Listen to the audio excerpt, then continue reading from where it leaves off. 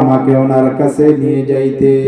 সালমান ফার্সি এই কথা বলার সাথে সাথে ওই ইহুদিরা সালমান ফার্সিকে অনেক আঘাত করলেন, দেহের মধ্যে আঘাত করলেন, সালমান ফার্সিকে মারলেন। মারার পরেও সালমান ফার্সি বলে যে তোমরা আমাকে যতই মারো না কেন, তোমরা আমাকে যতই মারো না কেন, যত আঘাত মারো তোমরা আমাকে করো, এর বিনিময়ে হলো মুহাম্মদ ইবনে আব্দুল্লাহর কাছে আমাকে নিয়ে যাও।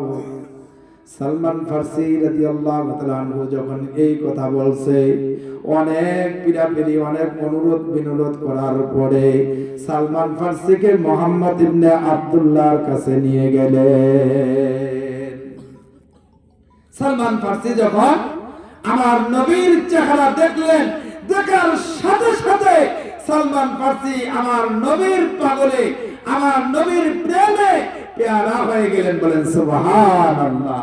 নবীর প্রেমে সে পাগল হয়ে গেল, দেখার সাথে সাথে এক নজর শুরু দেখছে। এমন পাগল হয়েছে সালমান ফার্সি রাদিয়াল্লাহু তাআলা আনহু। চিন্তা করে দেখেন, কোরআন পাওয়ার জন্য, দ্বীন পাওয়ার জন্য সালমান ফার্সি কত কষ্ট করেছে, কত আঘাত সে সহ্য করেছে। সব কষ্ট আমার নবীর চেহারা দেখার সাথে সাথে সালমান ফার্সির অন্তর থেকে বের হয়ে চলে গেছে। অন্তরে আর কোনো ব্যথা নাই। ইতিপূর্বে যা যত ব্যথা ছিল সব ব্যথা দূর হয়ে গেছে।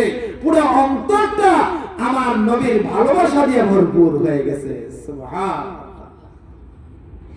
এই সালমান ফার্সি রাদিয়াল্লাহু তাআলা আনহু এবার ওই যে পাদ্রী বলেছিলেন তার আলামত হলো কয়টা? তিনটা। নবীজি ছিলেন আলামত কয়টা? তিনটা আলামতের কথা বলেছিলেন সালমান ফার্সি রাদিয়াল্লাহু তাআলা আনহুকে। তো এবার সালমান ফার্সি রাদিয়াল্লাহু